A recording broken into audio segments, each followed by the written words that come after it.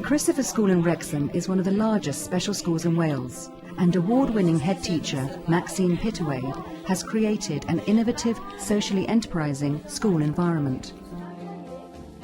We'll all be fine. I'm just sorting you out. Don't want you coming apart in the middle of it all. We have a very open door policy, so we take children with all sorts of disabilities or difficulties. And our ethos, I think, is about everybody building their future and doing something that they can do to the best of their ability. And I think it runs right through the school that we challenge the children, and then we just hope that along the journey they make with us, they become good citizens when they leave.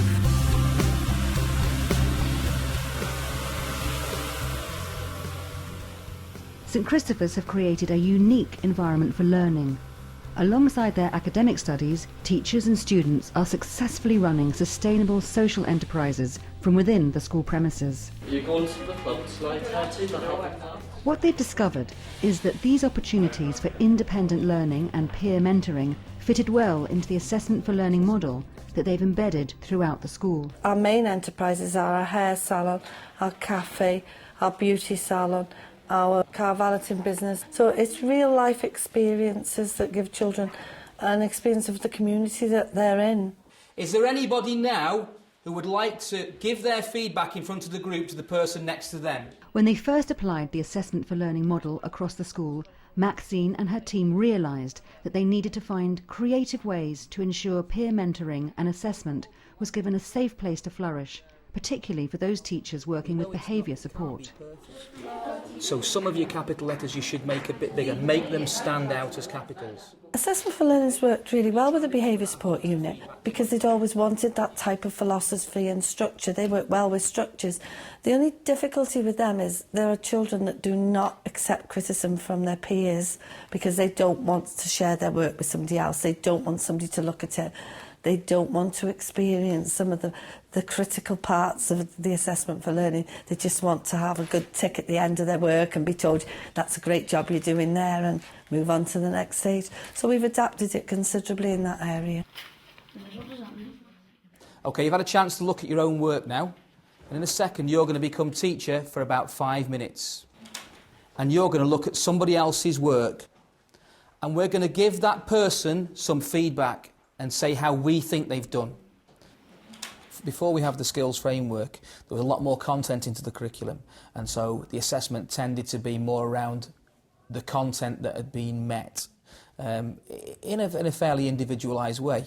But with the skills framework, we've had to change because we're looking at where skills are specifically where skills are being met. I think in many ways as a school we were slightly ahead of the game because we've always had to look at those issues of basic skills and how they develop with our pupils, but it's refocused us. Nobody is going to pick up the book and laugh at it and say, oh, that's a load of rubbish. Yeah? Because how do you feel if somebody does that? I wouldn't be happy. You wouldn't be happy. Shannon? Upset. Upset, OK. In terms of tracking pupils and assessment in general, the challenge is that our pupils do invariably make small steps. The national curriculum itself is delivered to you in quite large chunks, and you have to go away and break that down. It's important because otherwise the pupils may feel that if you were simply to level them, they may be on level 1 for a long time, and that's no use to anybody. They have to know that the level really is irrelevant. It's that they are making progress and how they are making progress. And they're also getting used to accepting criticism and giving criticism in a positive way. We obviously do classroom-based activities, but to supplement those, we have a huge range of enterprise activities and off-site activities. Oh, is this okay on your head? Yeah. By developing enterprise education, St Christopher's have given their ex-students and current students opportunities for peer mentoring and peer assessment. First of all, I came to St Christopher's when I was about 8, and I was in Ian Connell's class. Then I moved on to different classes. Age 14, I got a little bit fed up with the class, so I decided I wanted to become a hairdresser, so I came into the salon. I done OCN, Open College Network, and MVQ Level 1, then MVQ level 2, and I've gone on as a support worker for other students. The hairdressing salon is based on the school premises and is run by students and staff as a successful business. But tutor Helen Jones applies the Assessment for Learning framework to all that they do. A lot of people, including myself, I'm a very hands-on person, and I believe that assessment for learning, as long as they reinforce their knowledge and understanding of something through questioning, writing. We also use diaries as reflective practice. So again, that's reinforcing and helping the student to identify areas of weakness or further development. And the students don't have to just come at the end of a year to know their progression. We give student feedback, evaluation. Students are encouraged to give, evaluations as well, because it's not only them that it's important to develop, it's us as well. And there's no better feedback to get than from a student. Been on medication since I was little, and since I've come here I've been able to come off some medication because it's calmed me a lot down. Graduated with me MVQ level 1 hair and beauty, and then I graduated with my key skills and got a diploma in administration. But I get on with quite a lot of pupils because I feel like I know where they've been, because I've been where they are right now. If they don't like school or if they come from a different school, so I can relate to them because I've been where they are. I'm a real believer in assessment for learning because I think it gives children a clear guidelines, it makes them active participants in their lessons, and it also gives a clear structure to the teachers so they know exactly what they've got to do in any of their lessons. So it's quite consistent for children as well. And it also makes teachers aware how important it is to the children that they are encouraged during the lesson so that they know that they're on track and that they get from each other help and support. And enterprise education really gave us that opportunity that children could be really active in their learning. Students taking part in the education enterprises at St Christopher's began to grow in confidence in their own independent learning and, most importantly, found a safe place to assess themselves as well as their peers. Every MVQ file that we get, or every MVQ student that we get, we create 2 files. One for practical evidence, which all their assessment work goes into, and another one for their theoretical, to demonstrate underpinning knowledge. But we use it for literacy and for them to reflect back if they're unsure of anything. So if they ask me, it's like, go look at your diaries, it's there, you put it in your diary, and then again, it's up to the learner. Every assessment that they do, they write down the date, so they're actually student-centred, they can see and note their progression. And they seem enthused by the fact as soon as they see the little completed units start to appear, then they can monitor themselves how many assessments they've got to do. And of course they then start to compare it with their peers as well, so that motivates them on even further. Alright, so what are you going to do now?